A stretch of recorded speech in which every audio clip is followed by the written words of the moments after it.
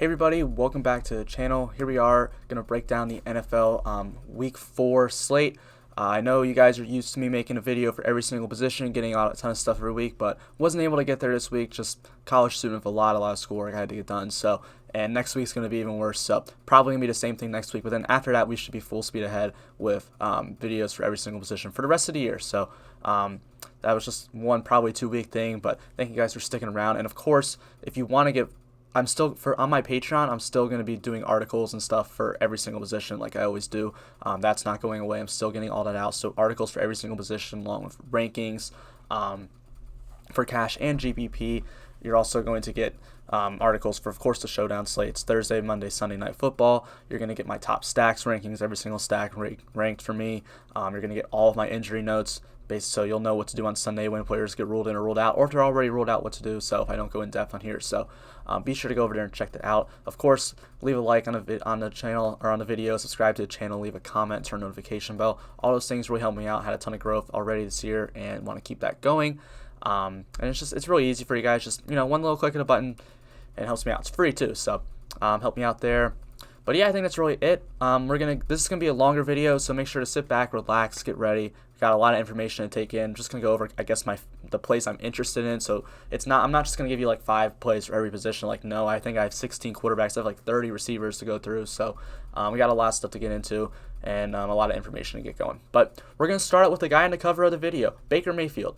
And why do I like Baker Mayfield? Well, first off, I've been a huge Browns fan this year. Got a lot of stuff on them going far this year. So yeah, I mean, this is a team I've been very high on all offseason, and I'm continuing. I'm wearing a jersey for Odell, who we'll talk about in the receivers. But Baker Mayfield's on the cover for a lot of reasons.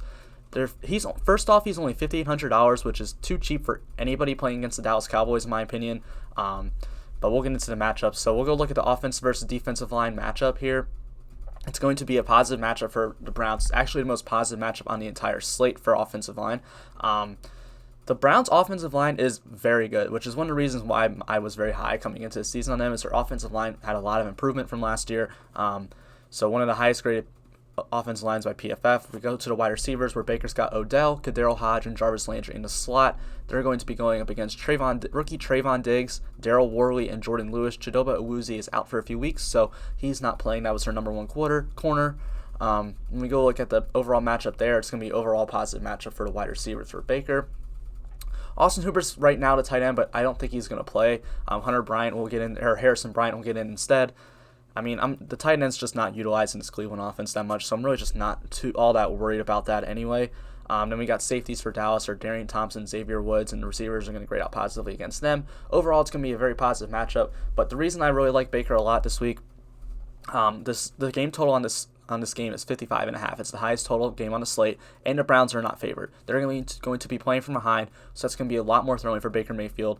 And then on top of that, the Dallas Cowboys have allowed the third most points to quarterbacks this year already. Now, I know they've played Russell Wilson and Matt Ryan, and I guess Jared Goff didn't have a great day. But those two, they're going to be two of the better quarterbacks in fantasy. So I'm not expecting Baker Mayfield to go out here and drop us like 30 or 40. Now, if he does, it's going to be insane. It's going to be the game-winning, tournament-winning play. But,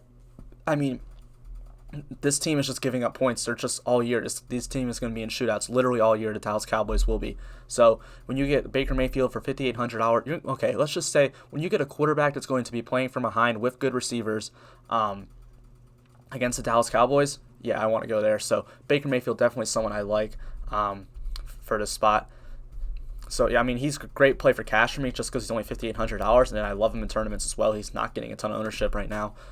So I definitely love stacking, if you want to go Landry and Odell, and then honestly, you can throw in Kareem Hunt in there. He gets usage in the passing game, but we'll get into Kareem Hunt in running back videos. Definitely have a lot of interest in him too. But next up, let's go to Deshaun Watson for $6,600, playing the Minnesota Vikings. We're going to go look at the offensive versus defensive line matchup. It's going to be a slightly negative matchup for the Houston offensive line, and that's honestly horrible when you're playing against Minnesota and you're defensive and you have a bad matchup for your offensive line. That just shows how terrible that Houston offensive line is, but they are very, very bad. But it's still nothing I'm really too worried about. Will Fuller, Brandon Cooks, and Randall Cobb are the wide receivers. Holton Hill, Chris Boyd, and Jeff Gladney is probably the worst cornerback trio in the entire NFL right now. and that is going to what those receivers are going to be going up against. So overall, it's the most positive matchup for wide receivers on the entire slate. Jordan Akins right now slots in at the tight end, going up against Eric Kendricks, Eric Wilson, and Ryan Connolly. That's going to help him out a little bit. Anthony Harris and Harrison Smith are the two safeties, who Anthony Harris has not had anywhere as close to as good of a year as he had last year, but still a very good spot for him. Overall, this makes Deshaun Watson the second best offensive versus defensive matchup on the entire slate. The line on this game is 52.5.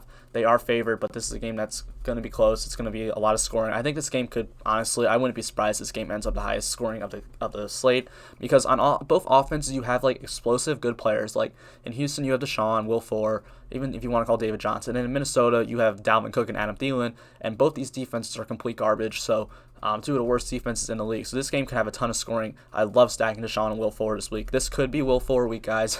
The week he just goes absolutely nuts. Those corners just are not good. And Brandon Cooks is someone I definitely like to stack with Deshaun Watson too. Probably don't want to go to Randall Cobb or Jordan Akins too much. It's probably just those main two. And honestly, if you want to stack David Johnson as well because he gets usage in the passing game, I think that's fine. Defensively, I mean, the DVP thing, I'm really not going to look too much into it, like when you get down to the lower ones for the year, or especially the mid-tier, because it's only been 3 games. Now, the teams that are giving up a ton of points to quarterbacks, yeah, those are ones to look at, and teams that are giving up barely anything, yeah, those are ones to look at too. But Deshaun Watson going up against, yeah, I mean, this is just a spot where they should be able to torch him. I mean, this Minnesota defense just is not good. That secondary is not good. Even that defensive line is not good, so I do like going to Deshaun. Patrick Mahomes at $7,400 going up against the New England Patriots. Not someone I want to pay too much. Not someone that's like a top target for me this week. New England's defense is good, but it's Patrick Mahomes, and he's the third cheapest quarterback on the slate. You're not going to get that too much.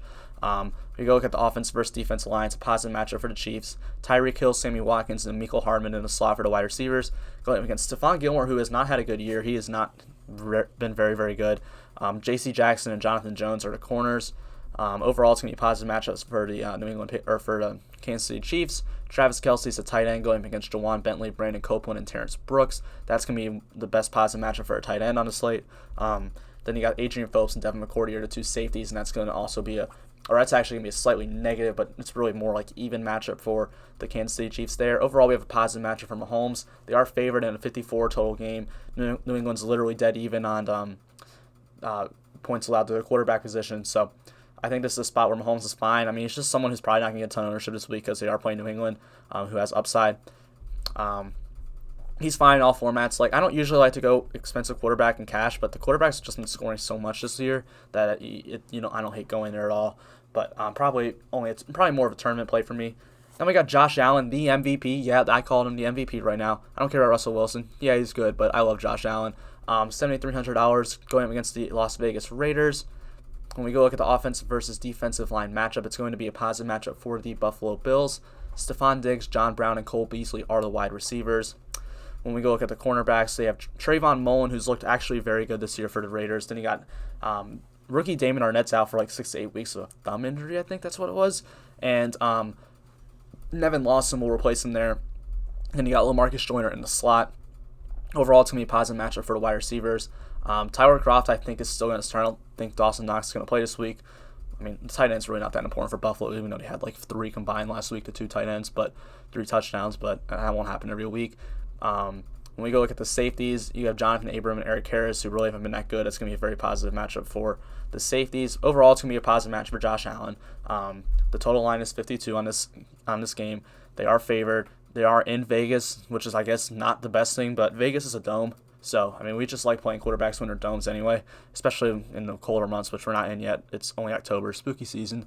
But Josh Allen, definitely someone to have some interest in for tournaments. Probably don't want to go there for cash. I mean, he's just been going off recently, and I just don't see any way this Vegas defense really stops him. So, definitely someone to attack. Ryan Fitzmagic is about to make some magic happen and upset the Seattle Seahawks this week. $5,400 could honestly be the tournament winning option this week. I mean, seriously could. When we go look at the offensive versus defensive line matchup, it's going to be a slightly negative matchup for Miami. I mean, but that's going to happen all year. They're just not that good. I mean, Seattle's defensive line really isn't that good either, but neither is Miami's offensive line.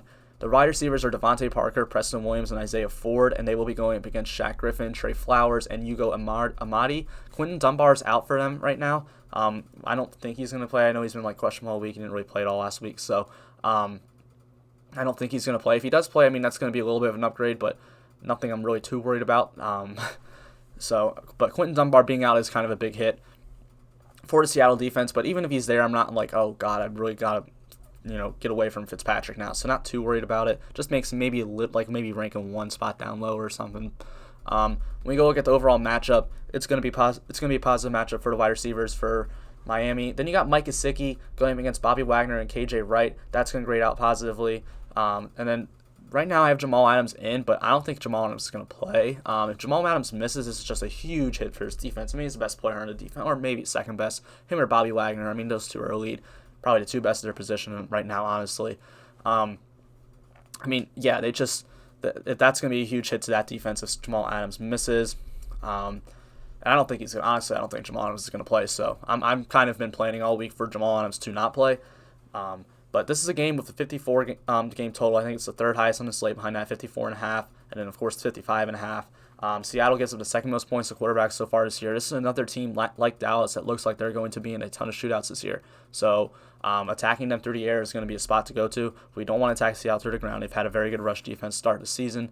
But in the passing game, it's been bad. So like Dallas, like playing against Dallas, you have a quarterback who is cheap, who is going to be throwing the ball a lot because they're going to be playing behind in a high total against Seattle. Yeah, I want to go to Ryan Fitzpatrick. I think him or Baker Mayfield's going to be just an absolute smash play this week. I want to play a ton of them. I'm going to be playing a ton of them in tournaments. One of them, honestly, is probably going to be my cash game. I feel more safe at Baker, so he's probably going to be my cash game quarterback unless stuff changes, obviously. It's only Friday. Still 2 more days, so gotta look out for that. But Fitzpatrick's definitely someone I am very interested in getting to. Up next, we have Russell Wilson in the same game going up against Miami.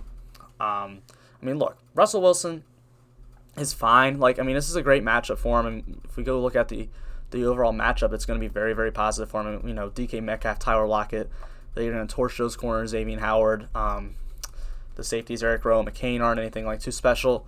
I just don't know if I really want to pay for him that much because they are heavy favorites in this game. I know I just said Seattle's going to be in a lot of shootouts, but Seattle's a lot better of a team than Miami is. And for them to be favored, Miami's defense is bad. I think Russell Wilson's going to be popular because DK Metcalf I know is going to be popular this week. I just don't know. I think there's warrant to fading him, just because he's going to be a popular stack option again in a spot where I don't think this game's going to be that close. They could just run the ball out with Carlos Hyde down the stretch, or if Carson plays, which I don't think he's going to play. So I just don't know if this is really a spot I want to get to. He's definitely a safe play because that Miami defense is garbage, but I just don't know if this one's really the spot where he really hits that ceiling. And I could be wrong, and Russell Wilson could just have an absolutely historic year this year, and I'm just going to be looking like an idiot every week I don't play him.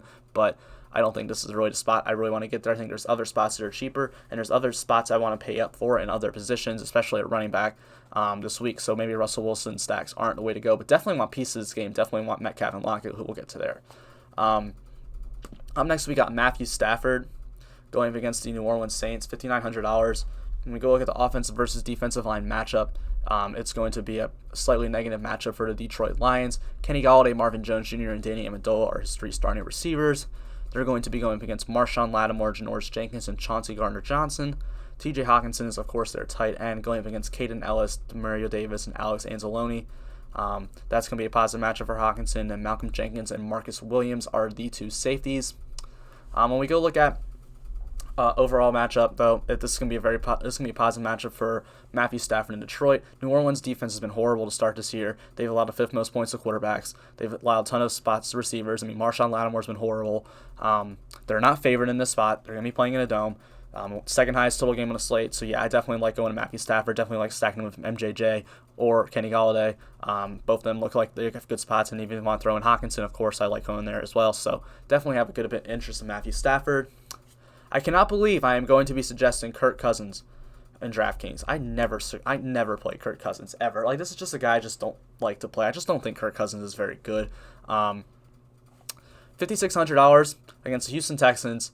I'm going to attack that every time this year for that price against Houston. Their defense is just so bad. If you want to go look at the offensive versus defensive line, it's going to grade out slightly negatively because that Minnesota offensive line is terrible, and there actually is some pretty decent pass rushing in Houston. They can get a little bit of pressure on the quarterback, but like that's it on this defense.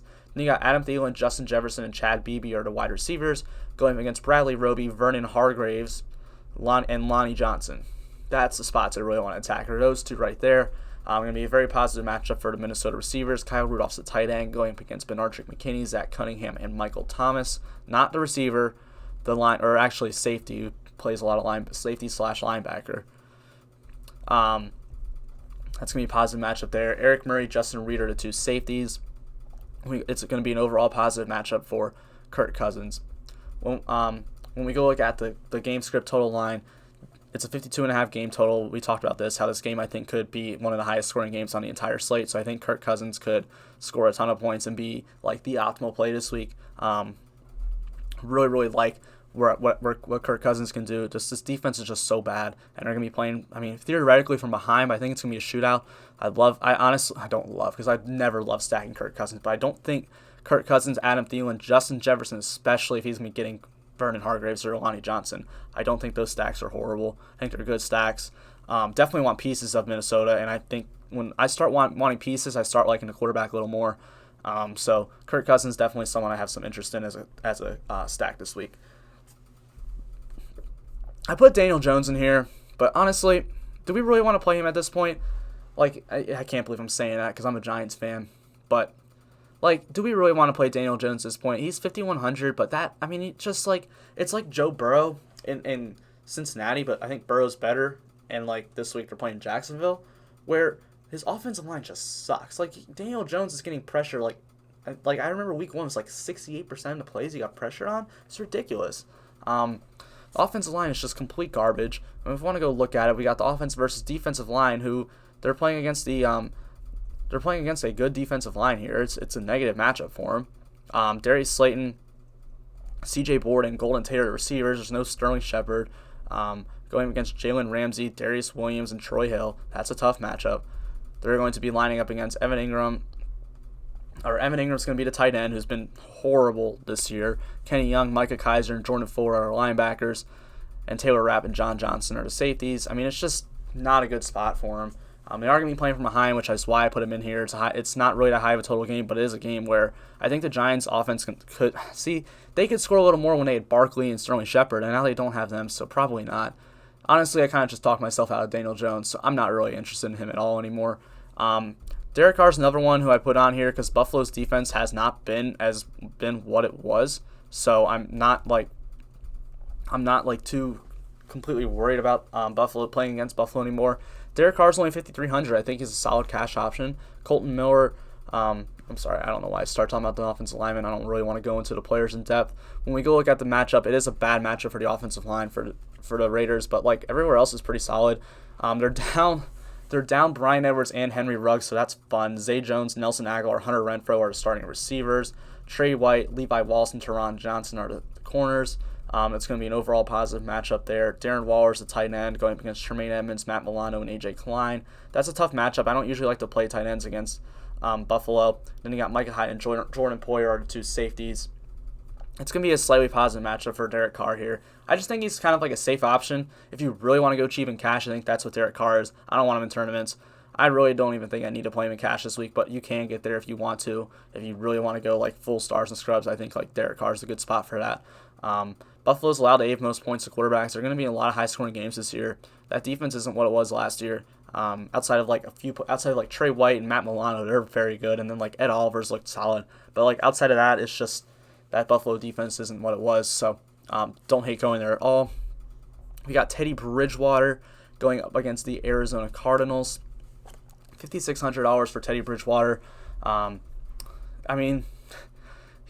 just don't think he's that good either. They have a negative matchup against the defensive line, offense versus defensive line, but DJ Moore, Robbie Anderson, and Curtis Samuel are his wide receivers. Going up against Patrick Peterson, who is not what he used to be. People keep wanting to say, oh, Patrick Peterson's so good. Like, he's really not. Like, he wasn't that good last year, and he hasn't been good this year. Anyway, Dre Kirkpatrick and Byron Murphy, the other two corners.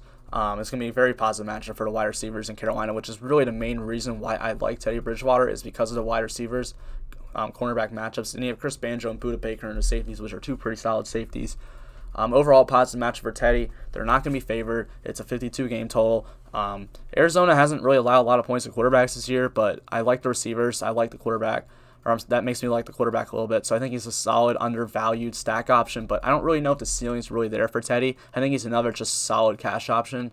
So I mean, I think that's probably where I like Teddy the most. Up next, we have Joe Burrow, $6,300 going against the Jacksonville Jaguars. All right, I like Joe Burrow a lot this week. So, okay, Joe Burrow has looked very good to start the season. He's just been under a ton of pressure. That offensive line that Cincinnati brings out there is like garbage. Like, it's just so bad. I don't understand how they can have that bad of an offensive line. Like, it's horrible. And so he's been getting eaten alive. I mean, Philadelphia's defensive line killed him. Cleveland's defensive line killed him. The Chargers wasn't that bad, which is kind of surprising, but those last two killed him. And now he gets Jacksonville. Well, you get Jacksonville, who's just like, not really that good. They have like Josh Allen as a good pass rusher, and that's really it. So yeah, their pass rushing in Jacksonville is not good. It's still a negative line, but it's pretty much even. Then you have A.J. Green, T. Higgins, and Tyler Boyd as the wide receivers, going up against Trey Herndon, who's still the number one corner, who is still garbage. Then C.J. Henderson, a rookie, who's probably just going to match it with T. Higgins. And then D.J. Hayden in the slot against Tyler Boyd. Oh, my gosh. We'll talk about how much I like Tyler Boyd in a little bit. But the receivers look good. Drew Samuels, the tight end, didn't get utilized a lot last week, so I'm not really expecting him to get a ton of usage this week. Josh Jones and Andrew Wingard are two safeties. Wingard's pretty solid, but Josh Jones sucks so bad. So, I mean, overall, you have a pretty solid matchup for him. And Jacksonville's defense overall has been, like, horrible this year. 6th most points to quarterbacks. They've given up 30 points in the first 2 weeks and almost 30 against Miami last week. But, like, it's Miami. Like, that team isn't that good, and you still almost gave up 30 to them. That defense sucks. I want to attack them as much as I can. We'll talk about Mixon. We'll talk about Boyd and Green and the receivers and running backs part. But yeah, Joe Burrow, definitely someone I have a lot of interest in. I think stacks of him are fine. I think this game, it's a 48.5 game total, but it could be more because both these defenses are horrible. Like I said, Jacksonville's Josh Allen on their defense, that's about it. And yeah, Cincinnati has William Jackson on their defense, that's about it. So it's two defenses that suck. So, I mean, I think this game could be a lot higher scoring. I think Joe Burrow stacks are very, very viable. Definitely want to go there. Drew Brees I put in here because everyone always just wants me to talk about Drew Brees. I'm really done. I'm off Drew Brees, I think, for good now. He has not looked good at all. I think they're getting Michael Thomas back this week, but, I still don't want to go there. And he's still going to be played because he's only $5,800. But, I'd rather play Baker Mayfield at literally the same price. Anyway, offense versus defensive line versus Detroit. It's going to be positive. Positive matchup. I mean, the Saints have a very good O-line. I didn't even write in Michael Thomas, but Michael Thomas is back. I mean, I don't want to. That's going to make his grade even better, honestly. Jeff Okudah, Amani Oruwari, and Darrell Roberts are the corners if Desmond Trufant misses again. So that's something to keep an eye on. If Desmond Trufant's out, that's going to, continue to make that a better matchup. Jared Cook's the tight end going up against Jared Davis, Jelani Tavai, and Reggie Ragland. Another guy to keep an eye on, Jared Cook's also questionable, so be sure he's in. I mean, him not playing doesn't really affect that much, in all honesty, so I'm not really too worried about it. Just don't play Jared Cook, obviously, if he's out. Tracy Walker, Jaron Harmon are two safeties for the Detroit Lions. It's going to be overall positive matchup. It's the second highest total on the slate, 54.5. They're favored. Detroit has not been good against quarterbacks. They'll have the 7th most quarterbacks all year. But, dude, Drew Brees just has not looked good. I just don't think he's got the ceiling to do anything anymore. We're going to talk about Alvin Kamara in the running back videos. That dude is something else. So, I mean, that's going to be something we're going to talk about. Michael Thomas as well in a receiver video. I just don't think Drew Brees really has a ceiling for me to really want to get there. Cash play, viable, for sure. Drew Brees, definitely cash game viable. Like that a lot. But tournaments, I don't want to go there. I don't think Drew Brees has a ceiling to win a tournament anymore. If he was a little bit cheaper, maybe, but even at $5,800, I just don't think it's really there. Is he really going to get us a 30-point game? I don't think Drew Brees has that in him anymore. So, probably not going to go there. Kyler Murray playing against Carolina. This is another spot where I don't really know how much I want to get there. $7,000 is just a lot for Kyler Murray. I mean, he deserves that price tag, for sure. 100% deserves a $7,000 price tag. Rushing quarterback has passing quarterback has rushing upside, a ton of rushing upside. Love it. But I mean, the Panthers are a slow team. The defense sucks. You attack them from the ground, which yeah, that's what Kyler Murray brings to the table. But like, I want to use. I don't. I if Kyler Murray is going to be popular again, and I think there's guys around him that have just as much upside. Like literally the quarterback I'm about to talk to about in a minute. Panthers defensive versus position, they've been 29th against a receiver or against quarterbacks. I know it's only a 3-game sample, but like still. Now against running backs, it's like dead last. I think it's second to last right now. They're horrible against the run, but they're not terrible against the pass. I mean, Dante Jackson sucks, but like they've looked somewhat decent. This defense is not good, but they haven't looked terrible. They haven't been giving up a ton of points to quarterbacks. Now, to be fair, they've played Herbert. They've played who'd they play last? Who'd the Panthers play last week? I don't even know. Oh, they did play Herbert last week. I don't want to get into that, but they haven't played any like elite quarterbacks like Kyler, but I don't know, man. I just don't really want to pay that much for him. I want some shares of Hopkins, though, for sure, because I don't think Dante Jackson can cover him. But I don't think a Kyler Murray stack's really going to win us a tournament at that price. Up next, we got Dak, $7,200 going up against Cleveland. The opposite side, that super high total game. When we go look at the offensive versus defensive line matchup, it's going to be a negative line for Dallas. Their offensive line has not been good this year. It's kind of fallen off, and Cleveland's defensive line has been solid. I mean, Myles Garrett, bro. This dude, best defensive end in the league. Just saying. Myles Garrett's insane. Amari Cooper, Michael Gallup, CeeDee Lamb are the 3 receivers. They're going to be going against Denzel Ward, Terrence Mitchell, and Tavierre Thomas. Dalton Schultz is the tight end. Carl Joseph and Andrew Sendejo are the 2 safeties. It's going to be an overall positive matchup for Dak. But, like, I mean, I think Dak's fine. I just think they're going to be playing from ahead for most of this game. I don't think this game is probably going to shoot out, but I mean, Dak's fine. I don't ever hate going there. I just think the matchup's a little bit tougher than people want to actually give Cleveland credit for. So, not necessarily the spot I want to go to. And then Jared Goff is the last quarterback that I am going to talk about. Look, $6,700 is just too much for Jared Goff. That's really all I got to say. I just think he's too expensive. I don't want to pay that much for him. I mean, yeah, the Giants suck. They're horrible. That defense is terrible. It's the best overall matchup on the slate for a quarterback is Jared Goff. It's bad. Defensive versus position-wise. The Giants have allowed not that many points to quarterbacks, but like they have been playing from behind the entire games. I mean, 49ers weren't throwing the ball. I don't even remember the other teams the Giants played. I'm a Giants fan. It's just not been good. Steelers, they were playing from ahead the whole time. So like Jared Goff, I just don't want to pay that price for him. I think if he was still like around $6K, I'd want to play him for sure. He'd be like one of my favorite plays on the slate, but he's too expensive. Like Kyler Murray's only $300 more. Deshaun Watson's $100 less than him. Just give me Deshaun every time. So Jared Goff, probably not someone I have a ton of interest in. But yeah, that's really it for the quarterbacks. So now let's get into the running backs. All right, so here we are at the running backs, and we'll start with Joe Mixon for the Cincinnati Bengals playing against the Jacksonville Jaguars for only $1,500. Now, Joe Mixon's been horrible this year, like horrible, like really bad. I think Mixon's actually a very talented running back. I think he's just running behind like the worst offensive line in the league, and a team that doesn't really want to utilize him as much, it seems like, which I think is interesting because he's outside of Burrow. Obviously, he's probably the best offensive weapon on the team, but that's for another story, another day. We'll go look at the offense versus defensive line matchup. It is going to be slightly positive, and that's honestly surprising because of how bad this Cincinnati offensive line is, but Jacksonville's defensive line sucks too. So they're a favored team against the 16th ranked defense against running backs.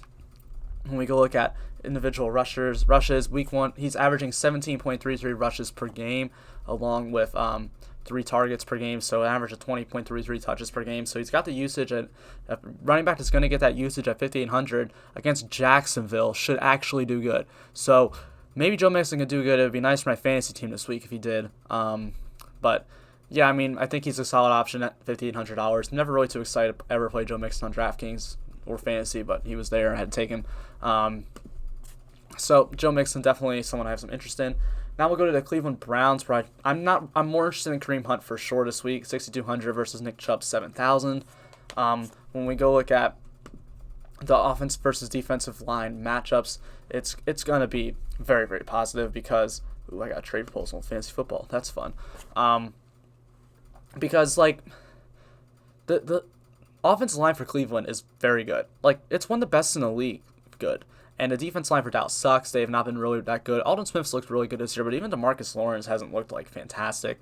But those are pass rushers and really not the guys who are going to be out there dominating against the run. So they are not favored in this game, which in games where Nick Chubb isn't favored, he's not going to get as much usage. When we go look at the usage, I'm going to go show you guys week 1 where they were down a ton to Baltimore. Now, I don't think that's going to happen. I don't think they're going to get absolutely blown out in this game, but they are going to be playing from behind.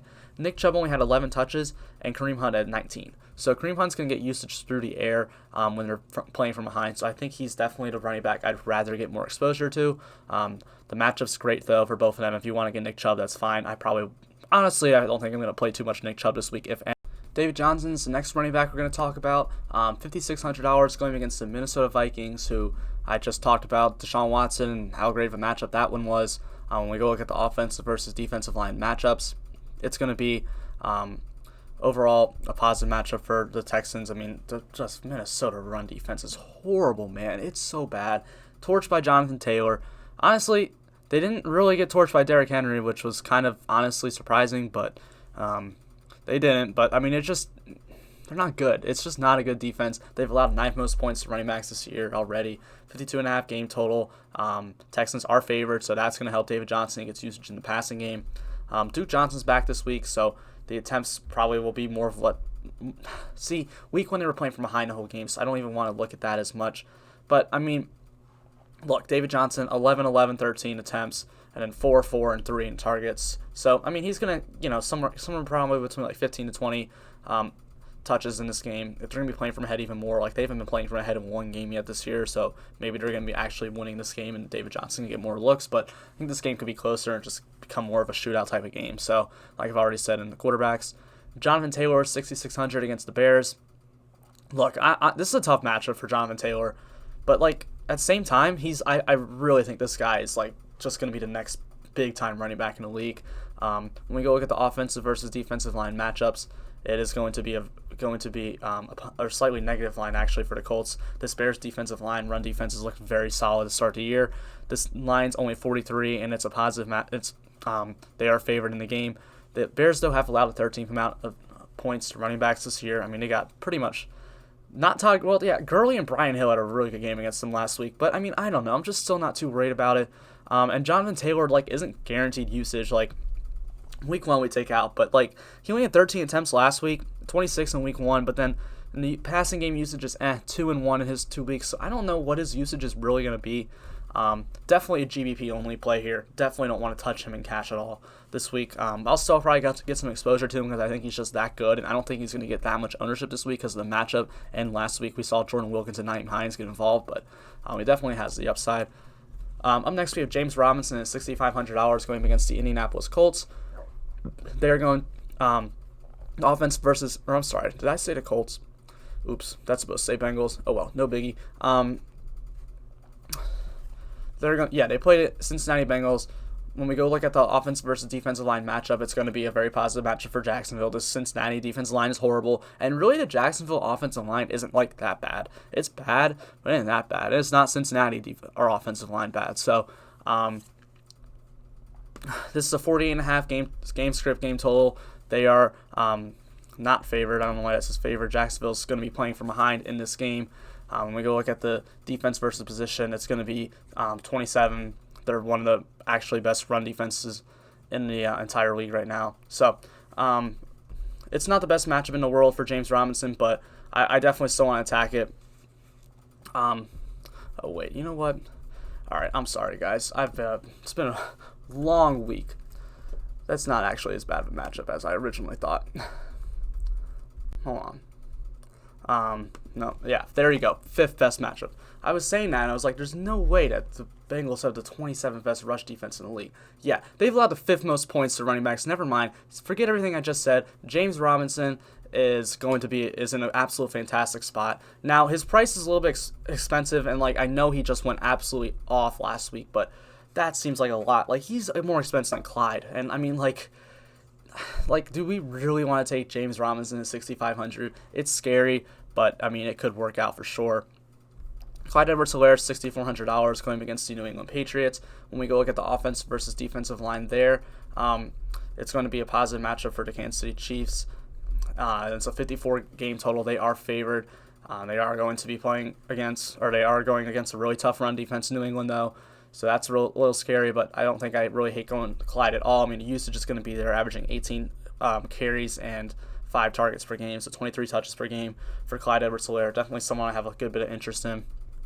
Ezekiel Elliott is just, he's just too cheap, man. I mean, I know the Browns have a good run defense, and we'll go look at the offensive versus defensive line matchup, and it's actually the most negative line on the week because the Browns' run defense has been very good, 25th best run defense versus position, but like just as a bad overall matchup. But Zeke is just getting the usage. It's a 55.5 game total. They're favored. This is definitely a spot where I want to go to Zeke. He's averaging 19 attempts per game and 7 targets per game, 27 touches per game on average. Like, you don't get a lot better than that, bro. You just don't. So Ezekiel Elliott, definitely someone I've want to get some good exposure to this week for sure. He's just someone that's way too cheap for the amount of usage he's getting. Yeah, the Browns have a pretty solid run defense, but like, you just can't get off that usage. Like, remember how I said in cash I want to kind of stuff in some of these more expensive guys? Well, Zeke's one of those more expensive guys. Dalvin Cook's another one. $7,600 going against Houston Texans run defense, who've just been getting destroyed all year long.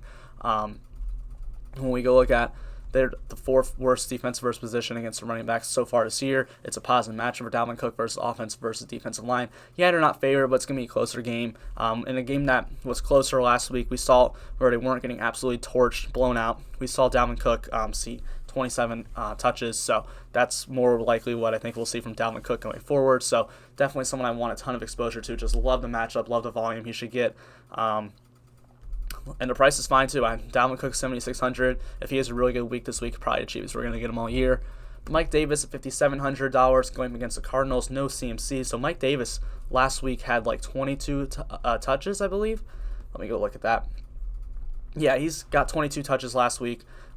It's going to be a slightly negative matchup versus the defensive line, but that's pretty much even at this point. Arizona's allowed the 11th most points to running backs this year. We know the usage is going to be there for Mike Davis. He's going to get a lot of usage in the passing game and the running game, so Mike Davis is definitely someone I want to have some attention on as a value play this week. Had a solid game last week, got himself a touchdown. I'm not saying that's going to happen. It's kind of hard to predict touchdowns, but he is especially getting a lot of usage in the passing game, so I do think he is a very, very good cash play. So definitely someone I want to go to. Alvin Kamara, yeah. This guy, I'm saying it now. I said it last week in the or 2 weeks ago in the Monday night video that I think Alvin Kamara is the best running back in the league, but like it's hard to say that because of Saquon and Zeke and CMC. No, Alvin Kamara is the best running back in the league. You can't tackle this guy. You have to like wrap him around it's just impossible to tackle him. He bounces off everybody. That run on Sunday Night Football is absolutely insane. And honestly, for the amount he's been playing, $8,000 is too cheap. He's going up. I want to force him in my cash league lineups as well. He's just been playing so good. He's getting all the inside at 5 carries, all the red zone touches.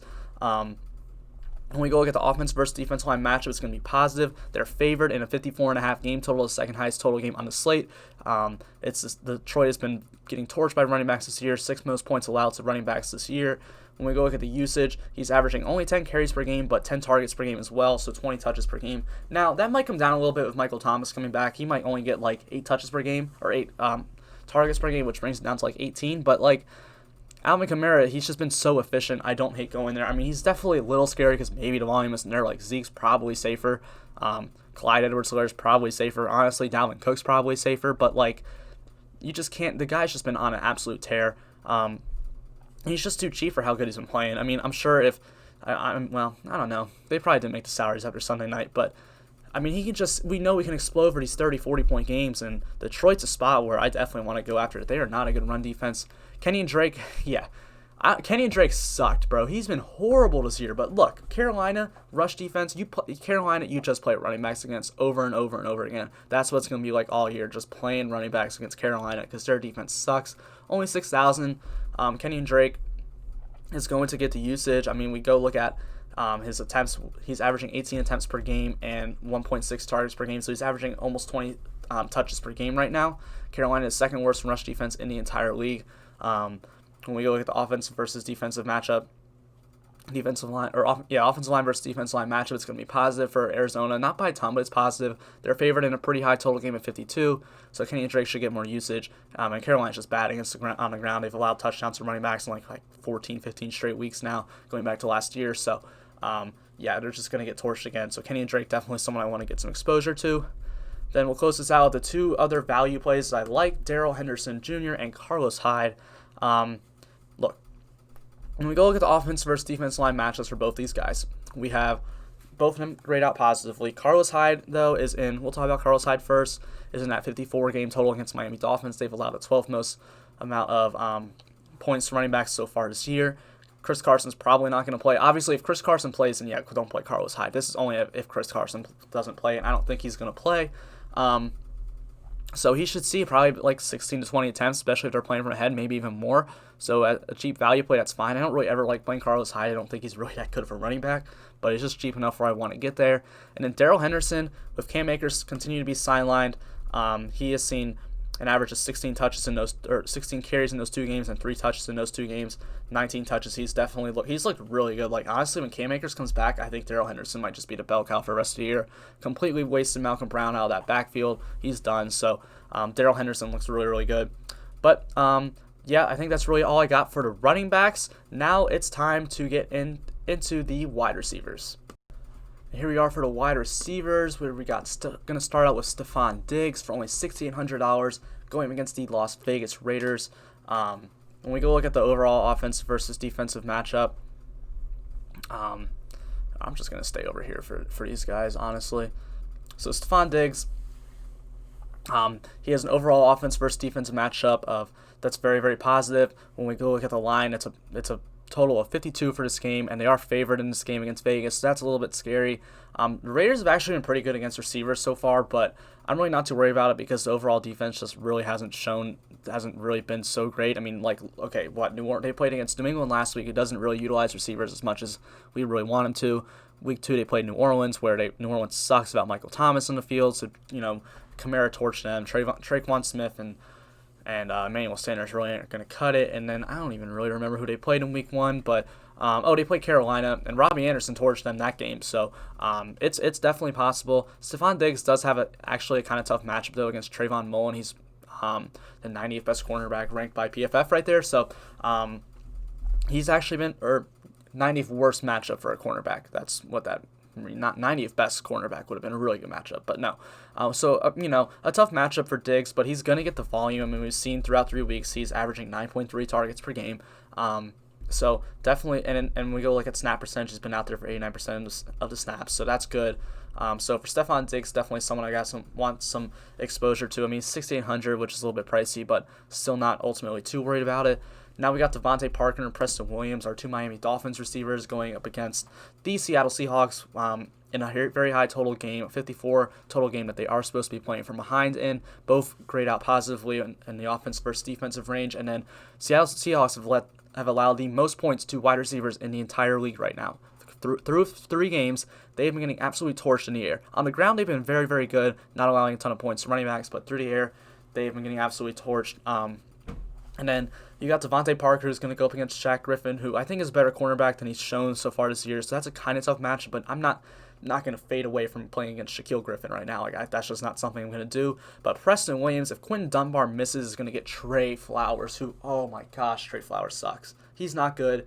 He was torched all last year. He's going to get torched again this year if Quentin Dunbar's out. That's why they brought in Quentin Dunbar, so Trey Flowers didn't have to start at corner, and now he's back. So Preston Williams could be in for a huge, huge explosion game this week. Definitely someone I want to get some exposure to in tournaments and stacks with Ryan Fitzpatrick is that. When we go look at targets, though, the targets haven't been there as much. I mean, they've been sharing the ball around between Parker, Williams, Ford, Gesicki, but Parker and Williams still 2 guys that definitely want to get in tournament lineups. I mean, when we go look at percentage of snaps, week 1, Devontae Parker was injured, but saw 88, 92% snaps. Now, last week, Preston Williams only seeing 50%, 7% of the snaps is a little bit worrisome, but I think that should be okay. Hopefully, that'll bounce back this week, because in week 1 and 2, he was out there for 90%, 81%, so I think that's fine. So those are 2 guys I definitely have a lot of interest in, especially for tournaments, but if you want to play them in cash, I think that's fine, but probably not where I'm going to go.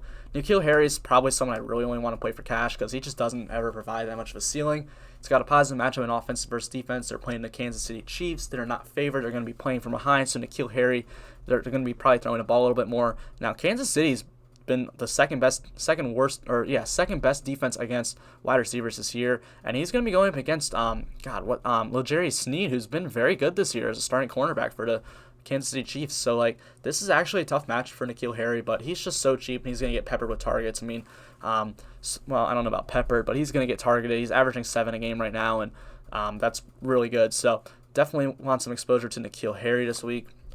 He's a great cash play, but tournaments, I just think there's better upside other places. Tyler Boyd and AJ Green, especially Tyler Boyd. Love Tyler Boyd this week. All right, so they're playing Jacksonville. It's going to be an overall offense versus defense positive match for both. It's a 48.5 game total, which is kind of low, but they are both favored. They're favored in this game against Jacksonville.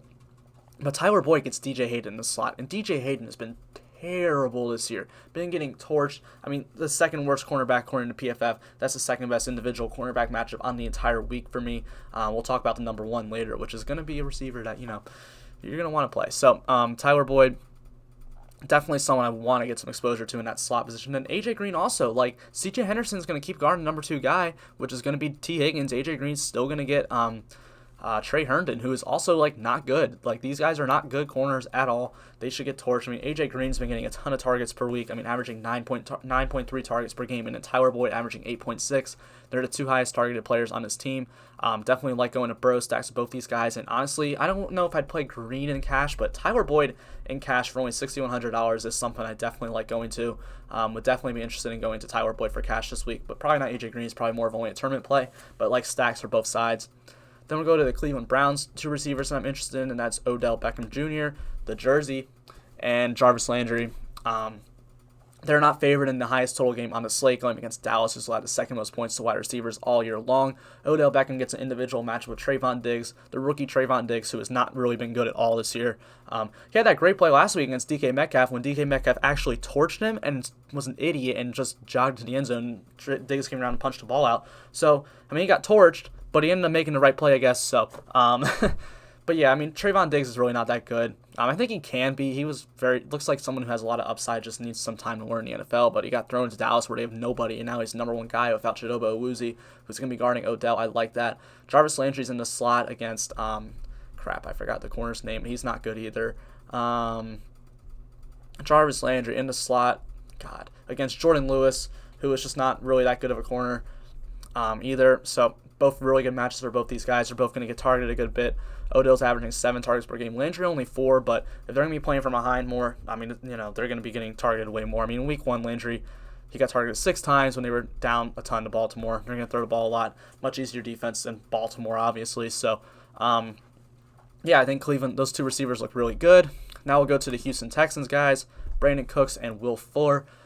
All right, I love these 2 this week, man. God, I love playing receivers against Minnesota already. I'm just going to be like peppering Minnesota with receivers all year long. I can already see it. 52.5 game total, they're favored, but it's going to be a closer game. Minnesota's allowing the 4th most amount of points to wide receivers this year. And when we get the individual matchups, one of them gets Cameron Dantzler, one of them's getting Holton Hill.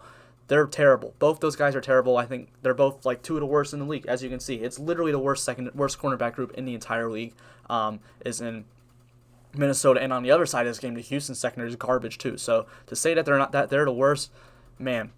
So these are 2 guys I definitely want to go with Deshaun Watson stacks. I love Deshaun Watson and Will Fuller stacks a ton this week. Love it. And I also love Deshaun Watson and Brandon Cook stacks this week. Love it. Love both of them. If you want to double stack it, it looks great to me. When we go look at targets, Will Fuller, well, he didn't miss game 2, but he was injured and was really just a decoy out there, so I just didn't really include that. He's averaging 7.5 targets per game, while Cook's is only averaging 5, but Cooks and Fuller both have ridiculous upside, as you've known from watching football in years past. So definitely like going to them. Tyreek Hill's the only guy I'm interested from Kansas City.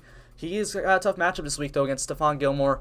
But Stephon Gilmore really hasn't been good this year. He got torched by DK Metcalf, had a bad game in week 1. Like, he has not been, like, that good.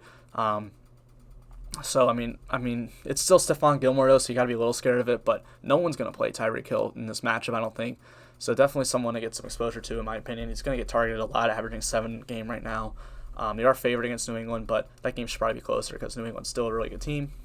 Hunter Renfrow, slightly positive or slightly negative overall matchup against Buffalo here, but I don't care. They're not favored against Buffalo, and he gets to go up against Teron Johnson in the slot, who's horrible.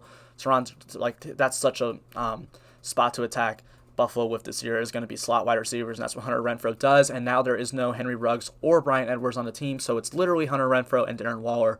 That's probably most of the targets are going to both of those two. So Hunter Renfrow, definitely someone I want to get some exposure to. I mean, last week we saw without Henry Ruggs, there was Edwards last week, but no Henry Ruggs. He saw 9 targets. So Hunter Renfrow, definitely someone I'm very, very interested in. We go to the Dallas receivers, Cooper, Gallup, Lamb. All three of them are really the same for me. Lamb is the best matchup in the slot against Javier Thomas, who's not a good slot corner, but Amari Cooper's probably going to get Denzel Ward, which is a really tough matchup, and then Michael Gallup's probably going to get Terrence Mitchell, who's looked very good this year. It looks like not having Greedy Williams isn't the worst thing in the world, so I do like going to Dallas guys just because the total's so high. It's going to be a high-scoring game, but I think CeeDee Lamb's probably my favorite receiver from this game. I mean, he's cheap enough where I really want to get there. When we go look at target share, or targets, Cooper's still averaging 11 a game, Gallup's averaging 6, and CeeDee Lamb's averaging 7, but they all look like really good spots for me. Probably they all go down a little bit because they'll probably be playing from ahead against Cleveland this week, but still definitely a spot where I want to get to is these guys. Up next, we got Kenny Golladay and Marvin Jones going up against the New Orleans Saints. They have an overall positive matchup in the offense versus defense. Kenny Golladay is going to go up against Marshawn Lattimore, who has been like horrible this year, like literally 10th worst corner according to PFF in coverage grades.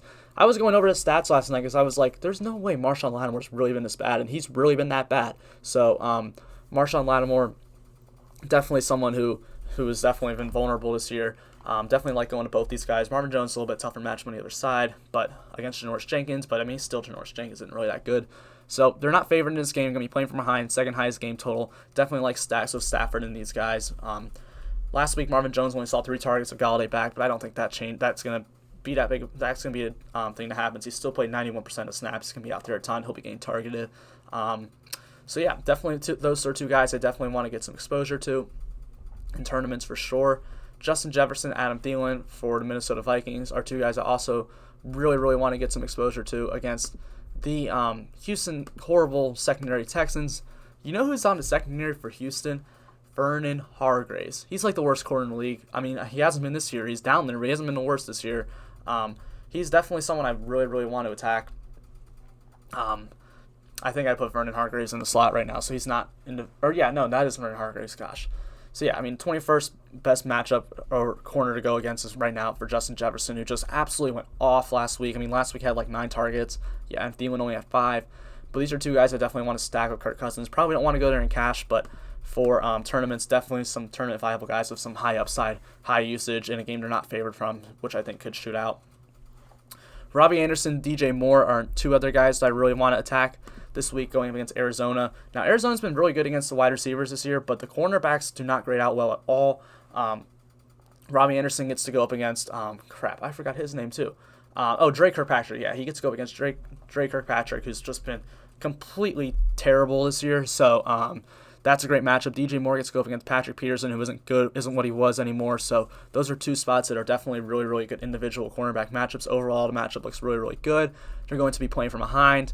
Both of them have gotten a lot of targets. Robbie Anderson averaging 8 a game, DJ Moore averaging 8.6 a game. So both of them are going to get the ball thrown to a lot. Both have high upside. So definitely guys I want to attack. Michael Thomas. Remember I talked about the number 1 cornerback matchup? Well, do you remember the number 1 cornerback drafted? Jeff Okudah. Well, he's been horrible this year. Horrible. I mean, to be fair, this dude's first 3 games are going to end up being against Devontae Adams, DeAndre Hopkins, and Michael Thomas. You can't get much worse than that. Like, just throw in Julio next week. It's just, honestly, they might play. I know they play Atlanta this year, so that could be next week. So, I don't really know. But Michael Thomas should be able to eat him alive. I mean, he's got a really good individual matchup, the best individual cornerback matchup. When we go look at the Detroit's without a knife amount of points to wide receivers this year anyway. They're favored, but I'm not really worried about it. Michael Thomas only had 5 targets in week 1, but he was hurt for that game, so I expect him, if he's healthy, which we got to listen to beat reports, like make sure he's healthy, make sure he's really good go. If he's not, then I'll probably stay away from him, but he's also only 7,600, which is just way too cheap for Michael Thomas, so definitely someone I want to go to. Mike Evans is the best offense versus defensive matchup on the week against the LA Chargers, who are just really, really hurt everywhere. I mean, now they're down Chris Harris Jr. as well.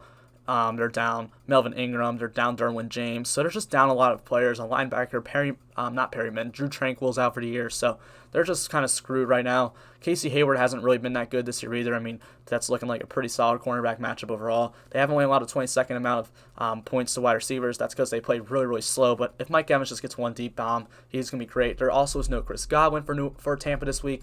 And in that week 2, when Chris Godwin missed, Mike Evans had 10 targets, so he should be highly utilized in this offense again. So definitely someone I want to get a lot of exposure to is Mike Evans. DeAndre Hopkins, going against Carolina, and Dante Jackson, who's just been terrible for a few years. Who hasn't looked horrible this year. Not good, but he hasn't looked bad. Look at the line. It's a line at 52. They're favored in this game. It's just a good spot, good matchup for DeAndre Hopkins. I mean, he's getting a ton of usage. When we go look at the targets, I mean, averaging 12.33 a game. I think that's the most in the league right now. So definitely someone I want to get some exposure to is DeAndre Hopkins. Cooper Kupp, going up against New York Giants in the slot against, God, I forgot his name, but he's really, really bad. I'm a Giants fan. I can't even remember his name because that's how bad they are. Darnay Holmes. He gets to go against Darnay Holmes in the slot this week, who's just terrible. Like, he's just so bad. And Cooper Kupp is just in a perfect matchup there. 6th best cornerback matchup on the slate for him. Favored, and they are favored in this game, but I think Cooper Kupp just should torch them. Saw 10 targets last week, averaging 7 on the year.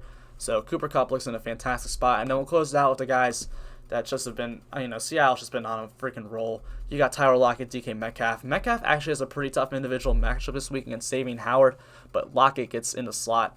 That corner who's not good. I can't remember his name, but he's also not good.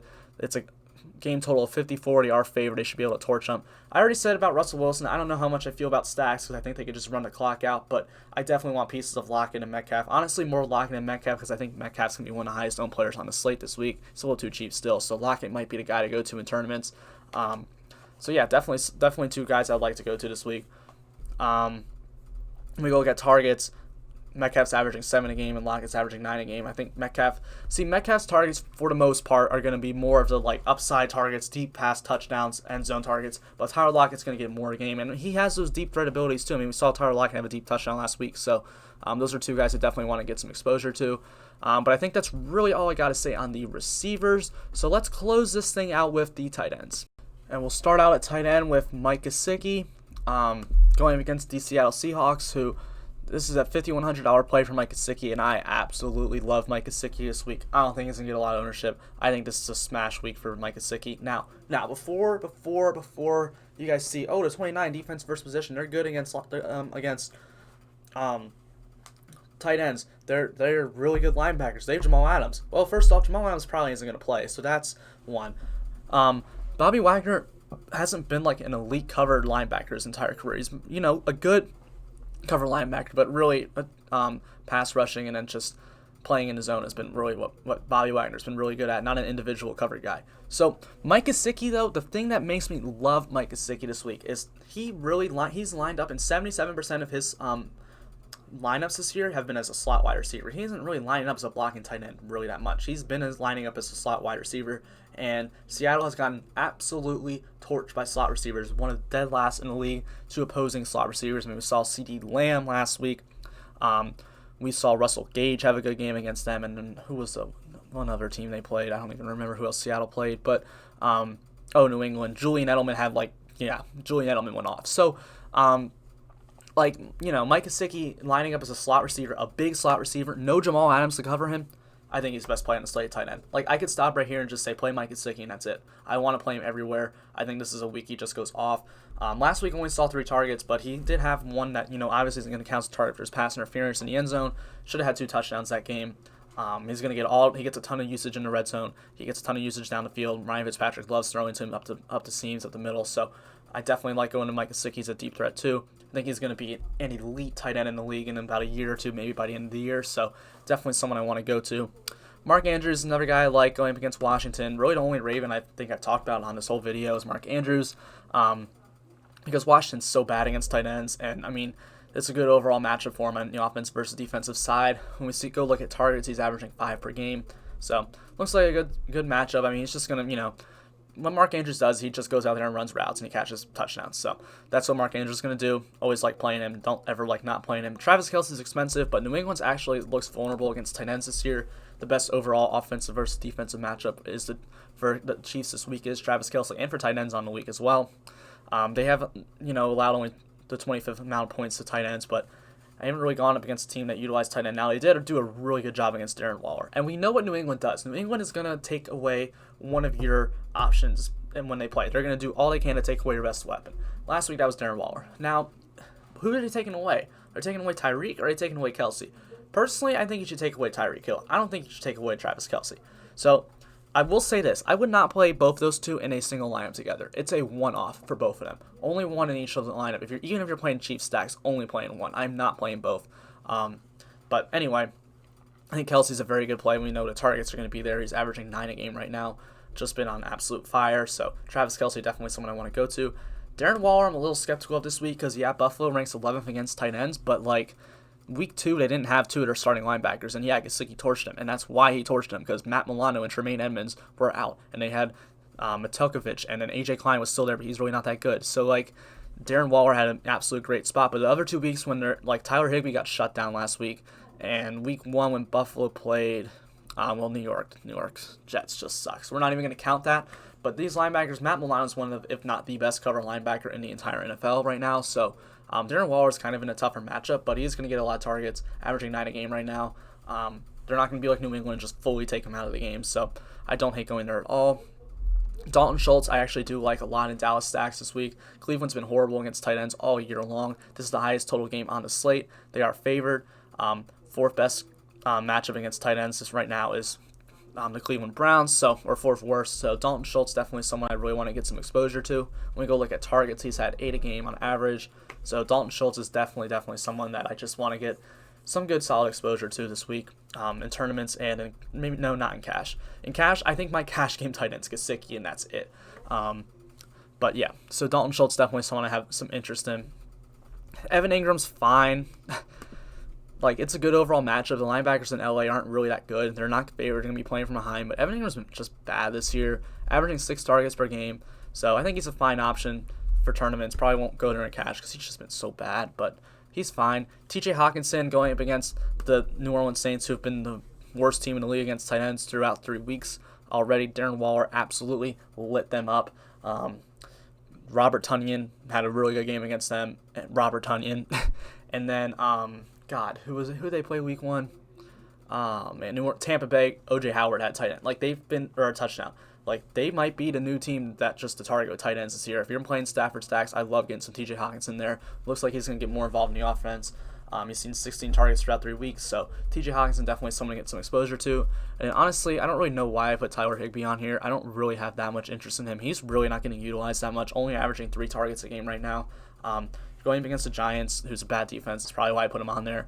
Only 27 points allowed to tight ends, but they've also, just been playing from teams just play from ahead the whole game, so they just run the ball out, which is probably what's going to happen here. So I think Higbee's okay if you want to take shots in the tournaments, but probably not really the spot I really want to get to. But yeah, that's really it for the tight ends. That's really it for this whole video. I know it was a really, really long one. I hope you guys really enjoyed just sitting down and listening to me talk about football. Thank you guys so much for checking this out. But, I think that's really all I have to say, and I hope you guys have a great rest of your weekend, making some money, watch some football. Make sure to sub to the Patreon. I'm going to be writing articles on that all day today because it's pretty much just what I got to do for the rest of the day, and then tomorrow morning as well, finishing that up. So, yep, thank you guys, and I hope you guys have a great rest of your weekend.